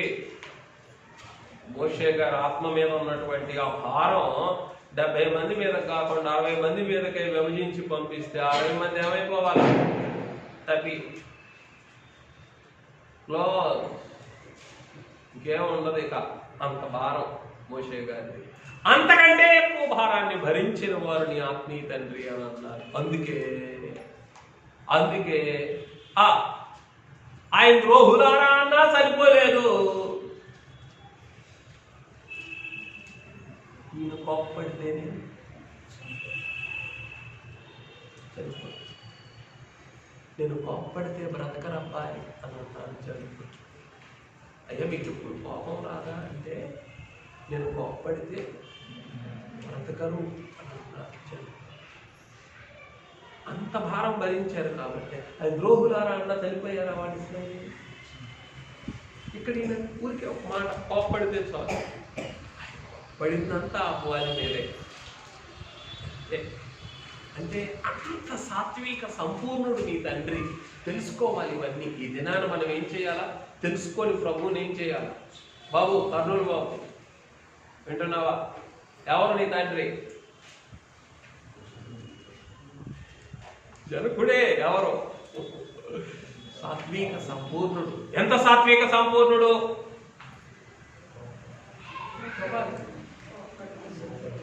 ఇక్కడ ఇంటి దగ్గర ఎప్పుడు చదువుకోవచ్చు. పడితే బ్రతకారు. అంతటి సాత్విక సంపూర్ణుడు మీ తండ్రి. తెలుసుకోండి. ఈ విధంగా కాకుండా ఇంకెప్పుడు తెలుసుకుంటాం. రైట్. తరువాత అంచకాల ప్రత్యక్షత, మహిమ ప్రత్యక్షతలు అందుకున్నట్టు అక్కడ ఎవరున్నారంటే దానియేలు గారు ఉన్నారు. ఒంటరిగా ఏం చేశారు? ఆయన అయ్యా నేను దర్శనాన్ని ఒంటరిగా చూశానన్నారు. ఆ దర్శనం కలిగినప్పుడు నాతో ఉన్న వారందరూ కూడా ఏమైపోయారు అన్నారు? పారిపోయారు అన్నారు. అంచకాల మహిమ ప్రత్యక్షతలను అందుకున్నట్టు ఒంటరిగా ఉన్న తండ్రికి ఒక్కడే ఉన్న కుమారుడుగా ఉన్న ఈ జనకుడు. తర్వాత ఆకాశమును భూమి పోయినను సాలినవాడుగా నుండుటకు ఒక్కడగానున్న జనకుడు. తర్వాత ఆకాశమును భూమి పోయినను అంటే గతించిపోయినను సాలినవాడుగా, నాకు చాలయ్యా, నువ్వు ఒక్కడ ఉంటే చాలు అని అన్నారే. చాలినవాడుగా నుండుటకు ఒక్కడిగానున్న జనకుడు.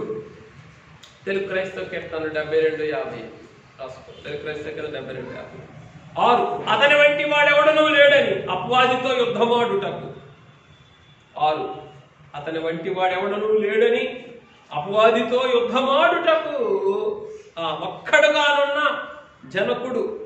యోబు 1:8, 2:3.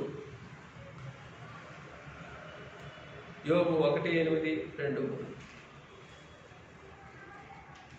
బైబిల్ మిషన్ సావనీర్లో ఈ కడవరి కాలంలో బైబిల్ మిషన్ స్థాపకులు తండ్రి గారైన ఎం దేవదాసయ్య గారి వలె అపవాదితో పోరాడిన వారు ఎవరూ లేరు అని రాశారు పితరులు బైబిల్ మిషన్ సావనీర్లో. ప్రతి రాత్రి కూడా ఏం చేసేవారు? అపవాదితో పోరాడేవారు. ప్రసవ వేదన శ్రమలో పోరాడేవారు.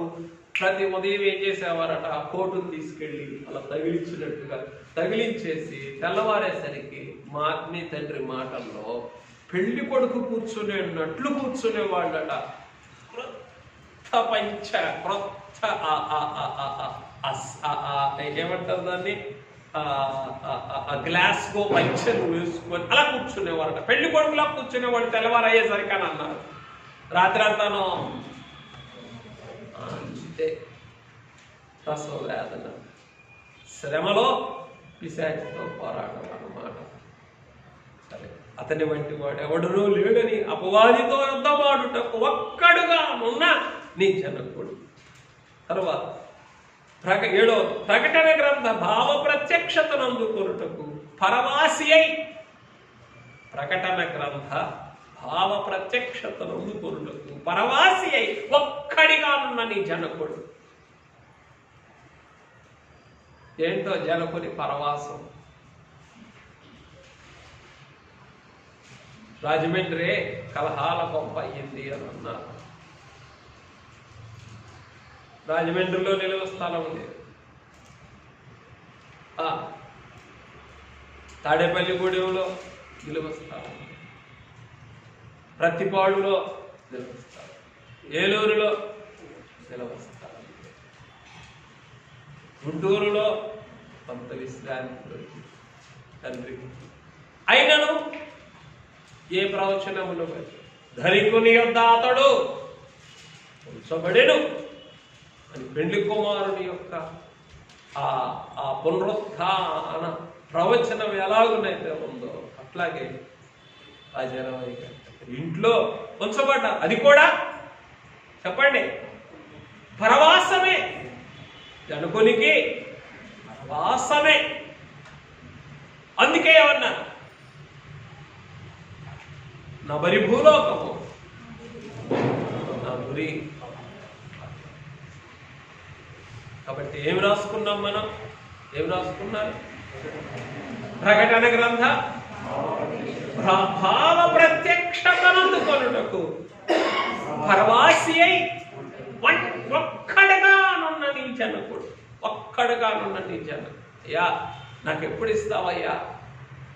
నేను కూడా ఈ భావ ప్రత్యక్షతను అందుకోవడానికి ఏం కావాలి? ఒక్కడిగా ఉండాలయ్యా. ఏం ఒక్కడిగా లేకపోతే అందదా? యోహాను గారు ఎఫెస్ సంఘంలో ఉన్నప్పుడు అందిందా ప్రకటన గ్రంథ ప్రత్యక్షత? అందలా. పద్మాసు ద్వీపమున పరవాసి అయి ఉన్నప్పుడు అప్పుడు అందింది. నీ జనకుని అనుభవసారం కావాలి అని అంటే నీకు కూడా ఏం కావాలి? పరవాసి అయిన స్థితి తప్పదు. పరవాసం కావాలా. ఆ పరవాసమే ప్రస్థానం. ఆ ప్రస్థానమే మహిమ ప్రస్థానం. ఏంటా మహిమ ప్రస్థానం? నిలువరమైన పట్టణము మనకిక్కడ లేదు కానీ అనే మాటకి అర్థం. అంటే ఈ భూలోకంలో ఉన్నంత కాలం ఇక నిలువరమైనటువంటి స్థితి ఎక్కడ కూడా ఉండకూడదు. నిలువరమైన స్థితి ఉంటేనో నిలిచిపోతుంది. ఏమిటి? ప్రస్థానం.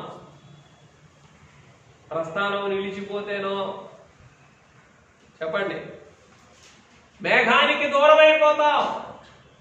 ఈ మహిమ ప్రస్థానం నువ్వు కొనసాగుతూ ఉంటేనో, నిలువరమైన స్థితి లేనప్పుడే నీ ప్రస్థానం కొనసాగుతుంది.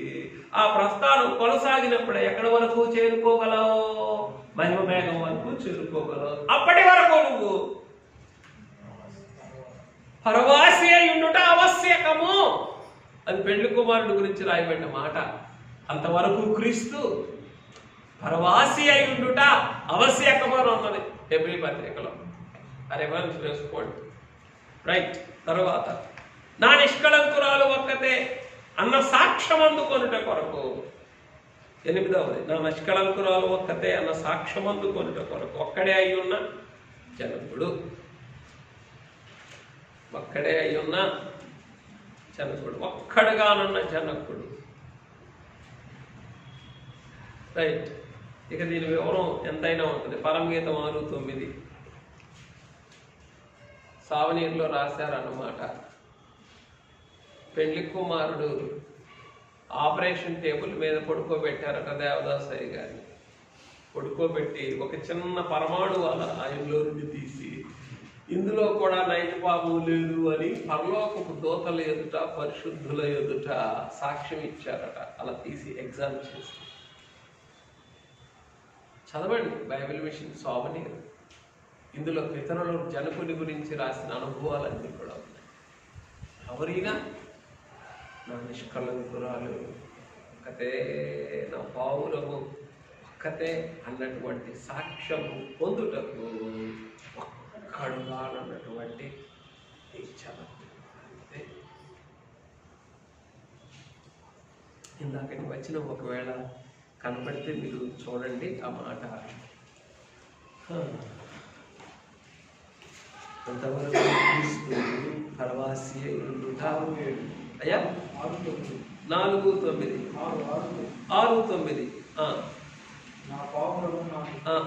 Very good. అది పరమగీతంలో అనుకోండి. Very good. ఇందాక చెప్పినటువంటి ఇందాకటి మాట అంతవరకు క్రీస్తు పరవాసి అయి ఉండుట ఆవశ్యకము అనేటటువంటి మాట కొరకు ఊరికే ఆ రెఫరెన్స్ కనుక మీకు కనపడితే క్రీస్తు పరవాసి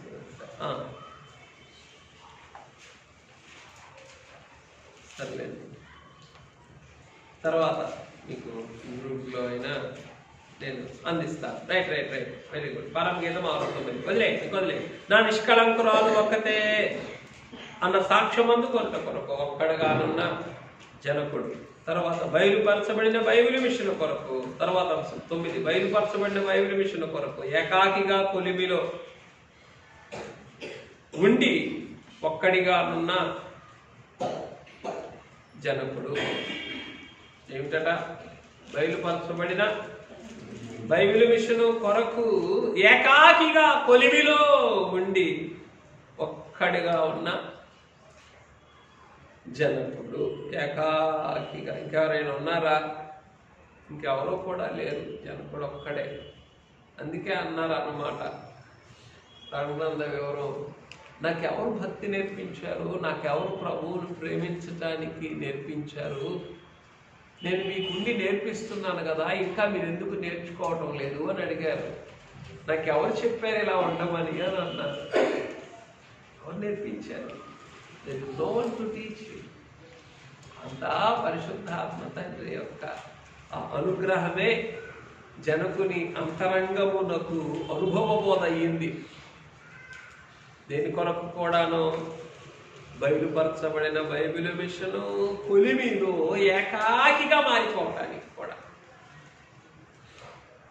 ఏకాకిగా మిగిలిపోవటానికి కూడా. కీర్తన 25:16-17 దానికి రెఫరెన్స్ అన్నమాట. కీర్తన 25:16-17. తరువాత పావన త్రైకునితో పగలు రాత్రి పోరాడు.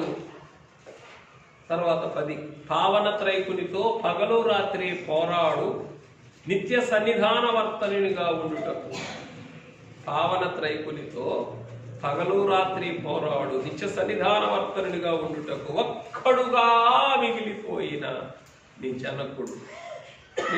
ఆదికాండ గ్రంథం 32వ అధ్యాయం 23-24 వచనం. ఆదికాండ గ్రంథం 32వ అధ్యాయం 23-24 వచనములు. అక్కడ యాకోబు ఒక్కడు మిగిలిపోయిన అని ఉంటారు. యాకోబు ఒక్కడు అంటే ఇవన్నీ కూడా మీరు ఏం చేయాలంటే ధ్యానం చేయాలా. మరి దాన్ని వివరించలేని అంశాలన్నీ కూడా మీరు ఏం చేయాలి? ఓపికగా ధ్యానం చేయాలా. అలా ధ్యానం చేసినప్పుడు నీ జనకుని యొక్క జీవితము నీ అంతరంగానికి ప్రత్యక్షం అవుతుంది. నీ అంతరంగానికి ప్రత్యక్షం అయితే ఆ జనకుని జీవితంలోని అనుభవ సారము నీలో కార్యసాధకము. నీలో కార్యసాధకం అయితే అప్పుడు నువ్వు ఒక్కడే ఉన్న పెండ్లి కుమారునికి ఒక్కటే ఉన్న ప్రక్క గాయములో రూపించబడిన ఒక్కటే ఉన్న పెండ్లి కుమార్తెగా నువ్వు కూడా స్థిరపడతావు. నువ్వు కూడా మారిపోతావు. రైట్. పావన త్రైకునితో పగలు రాత్రి పోరాడు నిత్య సన్నిధాన వర్తనునిగా. అపవాదితోనేమో యుద్ధం ఆడారు, పావన త్రైకునితోనేమో పోరాడు కాదా. ప్రతి ఉదయం ఏం చేసేవారు జనకులు? భూగోళాన్ని కౌగిలించుకునేవారు. ఏం చేయటానికి? అయ్యా ఈ ఒక్క వ్యక్తిని నరకానికి పంపొద్దు,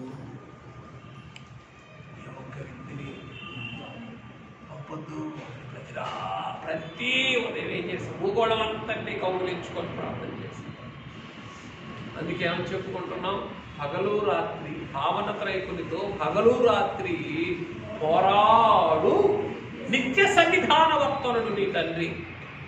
భక్తులు కేవలం ఉదయం అనే రాశారు కానీ పగలు రాత్రి నిత్య సన్నిధాన భక్తులనిగా ఏం చేస్తూ ఉన్నారు? ఆయన భూగోళం అంతటినీ కౌగులించుకొని ఆయన ప్రాధేయపడుతూనే ఉన్నారు. రైట్. అవిధేయులమైన మన కొరకు కోటబడిన ఒక్కడే తండ్రిగా నుండుటకు, అవిధేయులమైన మన కొరకు కోటబడిన ఒక్కడే తండ్రిగా నుండుటకు ఒక్కడై ఉన్న జనకుడు. ఇది ధ్యానంలో మనం చేసుకున్నాం. చాలా బలమైన మాట ఇది. ఆదికాండ గ్రంథం 42, 13, 11 అలాగే 32, 42 అధ్యాయంలో 3 వచనాలు అన్నమాట. 11, 13, 32 ఆదికాండం 42లో. బహుశా అదే ధ్యానంలో మనం ఏమని ధ్యానించాము చెప్పండి ఎవరైనా? అమ్మా ఇంకా అది వాక్యం, ధ్యానం. వాక్యం చెప్పారు, ఒక తండ్రి కుమారులు అని వాక్యం చెప్పారు. నిజమే, ధ్యానం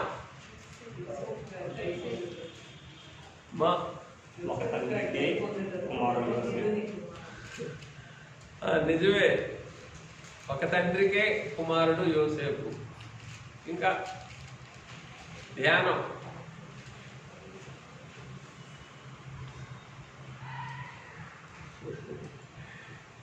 సరే, నేనేం చెప్పినాను కాదంటావు, ఇంకెందుకు నేను చెప్పాలని ఆఫ్ చేసుకోమాకండి. కానీ ధ్యానం ఏంటంటే ఒక్క మాట, ఒక్క మనుషుని కుమారులము, ఒక్క తండ్రి బిడ్డలం అనే మాట.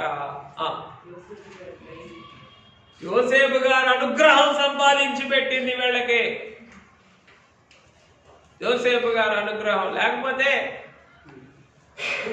ఒక్క తండ్రి బిడ్డలం అనే మాట లేకపోతే, they are demanded to pay the penalty for their transgressions. వారు చేసిన అతిక్రమానికి లెక్క అప్పచెప్పవలసిన వారై ఉండేవారు అక్కడ. ఏ మాట లేకపోతే, ఒక్క తండ్రి బిడ్డలం మేము, ఒక్క తండ్రి బిడ్డలు, ఒక్క మనుషుడు కుమార్. ఆ ఒక్క మనుషుడు కుమారులు ఏం చేసింది? యోసేపుతో సహోదరులుగా మార్చింది వారు. సో మచ్ ఆఫ్, చాలా భావం ఇందులో ఉన్నది. ఆ ఒక్క మాటలో ఒక్క తండ్రి కుమారులము అంటే, ఆ ఒక్క తండ్రి లేకపోతే ఎవరవు నువ్వు? ఒక్క తండ్రి నువ్వు నీకు లేకపోతే ఎవరవు నువ్వు? అమ్మివేసిన అపరాధివి కాదా? అమ్మివేసిన అపరాధులందరూ ఎక్కడ ఉండాలి? జీవితకాలం జైల్లో ఉండాలి. అయ్యో, ఈ అవిధేయులమైన అమ్మివేసిన అపరాధినైన నా కొరకు పోటబడిన ఒక తండ్రిగా, ఒక్కడే తండ్రిగా ఉండుటకు ఒక్కడుగానున్న నీ జనకుడు నీకు తండ్రిగా లేడు అని అంటే చెప్పండి. ఈరోజు ఎప్పుడో ఈ పాదిరి అంతా కూడా ఈ మందిరం లేదు, సంఘం లేదు, ఏమి లేదా, అంత చుట్ట చుట్టి ధ్యానం. ఎట్టా పేరు మోసాం మేమంతా సేవకులం, ధ్యానం ఏమి లేదు. మీ మనసులు రాయిలాగా ఉంటే, అంటే నేనేం గొప్ప పండితుడినని కాదు, ఆత్మ తండ్రి సందర్భానికి తగినట్లుగా మన మనసును నా మనసును ప్రేరేపించినట్లుగా మీ మనసును కూడా ప్రేరేపించాలని కోరుకుంటా అడుగుతున్నాను అంతే. ఈ మందిరం కానీ ఈ ఆలయం కానీ ఆ ఒక్కడే ఉన్నటువంటి ఆ తండ్రి యొక్క ఆ ఒక్కడుగా ఉన్న స్థితి లేకపోతే, ఈ మనుషులకు, ఈ విశ్వాసులకు, ఈ సంఘానికి ఆయన ఒక్కడై ఉన్న తండ్రిగా లేకపోతే ఎద్దు బీటి పచ్చిక నాకేసినట్టుగా నాకు ఎప్పుడో ఎప్పుడో ధ్యానం అది నవస్థితి నాకు తెలుసు కాబట్టి, నా మానవంతరంగం ఒప్పుకుంది కాబట్టి నాకు గుర్తు ఉంటుంది. ఆ ఒప్పుకున్న దాంతో మీ అంతరంగాలు ఏకేపించవు కాబట్టి మీ మనసులో పోదని అంతే దాటిపోతాం. అయ్యో పరిశుద్ధాత్మ, ఎద్దు బీటి పచ్చిక నాకేసినట్టుగా నాకు వేయబడేవాళ్ళు ఆ ఒక్కడై ఉన్నటువంటి తండ్రి నాకు లేకపోతే ఇస్తాను. అది అందరి అనుభవ సాక్ష్యం. ఆలోచిస్తే లోపలికి వెళ్తే మీ అంతరంగాలు అంతగా పడబడితే మీకు తెలుస్తుంది అంత. రైట్. చివరిది ఆత్మతండ్రి, 12వది ఆత్మతండ్రి అంతరంగ ప్రసవ వేదన అనుభవ సారమునకు. ఆత్మతండ్రి అంతరంగ ప్రసవ వేదన అనుభవ సారమునకు అనుభవ సాక్షిగాను సాధనముగాను నిలుచుట. ఆత్మతండ్రి అంతరంగ ప్రసవ వేదన అనుభవ సారమునకు అనుభవ సాక్షిగాను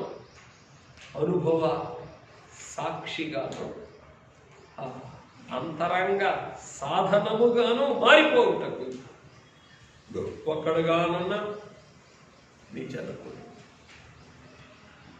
ఇవన్నీ మీరు బాగా లోతుగా ధ్యానం చేయాలా, లేకపోతే జనకుని యొక్క సారం దిగదు. ఏమా, జనకుని సారం దిగాల,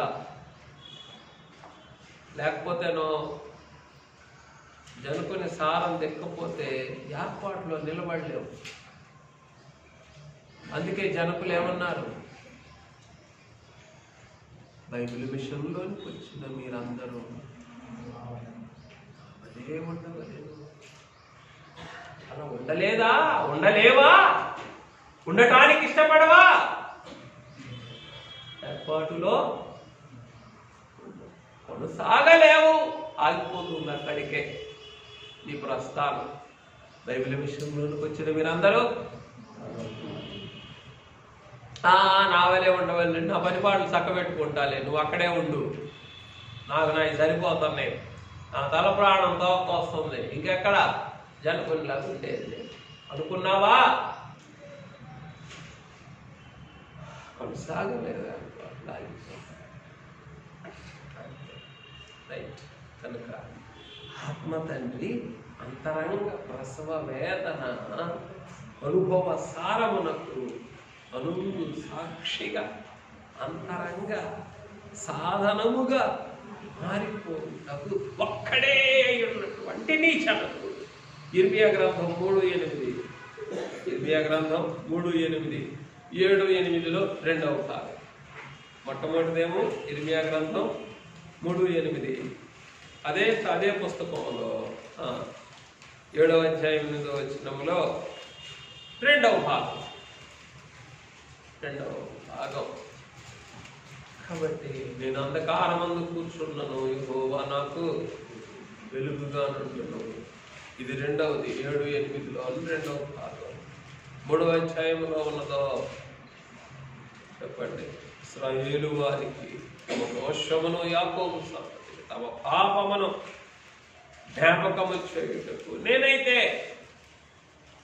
బలముతోను తీర్పు తీర్చు శక్తితోనూ ధైర్యముతోనూ నింపబడిన వాడనే. కనబడలేదా ఎవరికి? ఎవరు అందించట్లేదు.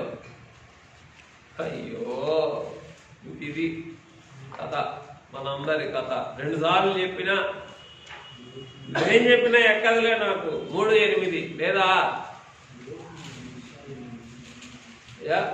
చదువు నాయన, 3 కాదా అది? 3:8 లేదా? ఏముంది చదువు అందులో? అయ్యా మీకా గ్రంథం అయినా అదేనా? ఎవరు అందరూ ఏ పుస్తకం అయ్యా? సరే, కనీసం నేను భావం చెప్పిన భావాన్ని కూడా మీరు చదవరు. నా బాధల్ని అమ్మ. మీకా గ్రంథం 3వ అధ్యాయం 8వ వచనం, నేనైతే యాకోబు సంతతి వారికి తమ దోషమును మరి ఏ పుస్తకం చదువుతున్నారు? మీకా గ్రంథం కదా, మీకా 3:8. మీరందరూ ఎందుకు ఇర్మియా గ్రంథంలోకి వెళ్ళారు? అందరికీ ఏకంగా మబ్బు ఎప్పటి దేవుడే మనకు సాక్షి.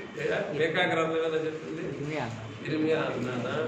సరే, అట్లయితే మీకా గ్రంథం 3:8. నేనైతే యాకోబు సంతతి వారికి తమ దోషమును, ఇశ్రాయేలీయులకు తమ పాపమును కనపరచుటకై యెహోవా ఆత్మావేశము చేత బలముతోనూ తీర్పు తీర్చు శక్తితోనూ ధైర్యముతోనూ నింపబడిన వాడనై ఉన్నాడు. కాబట్టి ఈ ప్రవక్త యొక్క ఈ సాక్ష్యం ఎటువంటిది అని అంటే, చెప్పండి, ఇశ్రాయేలు సంఘం అంతా కూడా పూర్తిగా పాడైపోయిన సమయంలో యెహోవా ఆత్మావేశము చేత బలముతోనూ తీర్పు తీర్చు శక్తితోనూ ధైర్యముతోనూ నింపబడి అంధకారముందు కూర్చున్నాను. ఆత్మ తండ్రి యొక్క అంతరంగ ప్రత్యక్షత వెలుగును అనుభవించుచూ ఉన్నటువంటి సాక్ష్యం.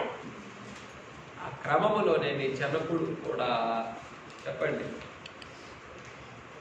ఆత్మ తండ్రి యొక్క అంతరంగ ప్రసవ వేదన అనుభవ సారమునకు ఏమై ఉన్నారు? అనుంగు సాక్షిగాను, అంతరంగ సాధకునిగాను, సాధనముగాను మారిపోవుటకు ఒక్కడగా నీ తండ్రే మిగిలిపోయారు. అయ్యా, ఆ తండ్రితో కూడా నన్ను ఉంచునైనా అనేదే మరి నా ప్రార్థన, నీ ప్రార్థన కూడా అయి ఉండాలి. అట్టి జనకుని యొక్క అంతరంగ అనుభవ సారముతో ఆత్మ తండ్రి మనలను కూడా మన ఆత్మీయ ప్రస్థానములో, ఈ సజీవయాగ ప్రస్థానములో ఒక్కడుగానున్న తండ్రికి ఒక్కరమై ఉన్నటువంటి ఆగమన విశ్వాసులుగా మారి మహిమ మేఘమెక్కగలిగిన ధన్యత ఆత్మ తండ్రి మనకి అలరుకును అనుగ్రహించునుగాక. వందనములు నీకు, శుభ వందనములు నీకు, వందనములు నీకు, శుభ